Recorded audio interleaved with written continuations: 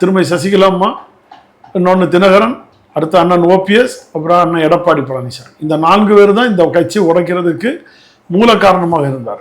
அதை நான் வெளிப்படையாக சொல்வேன். நான் அண்ணன் ஓபிஎஸ் அண்ணனோட ஆதரவாளராக இருந்தேன்.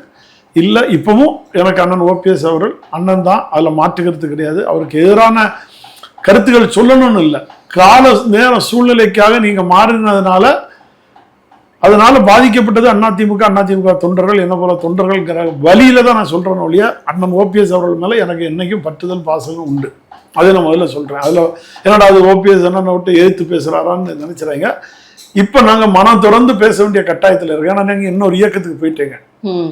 அன்னைக்கு நாங்க உங்க கட்டுப்பாட்டுக்குள்ள நீங்க ஒருங்கிணைப்பாளர், நான் அதுல ஒரு பொறுப்புல இருந்ததுனால என்னால பேச முடியல. எனக்கு 1000 வழிகள் இருந்தது.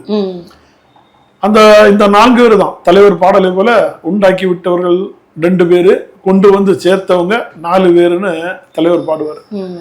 அந்த மாதிரி 4 பேரும் கொண்டு வந்து செஞ்சுட்டேங்க. இதுல வேற யாரையும் நம்ம குறை சொல்ல முடியாது. தொண்டர்கள் எந்த பாவமும் செய்யல.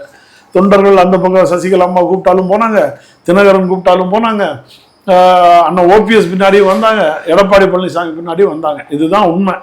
தொண்டர்கள் பாவப்பட்ட தொண்டர்கள். இந்த பேரியக்கம் அழிவு பாதைக்கு சென்றதுக்கு காரணம் இந்த 4 பேர் தான் முக்கிய காரணம்.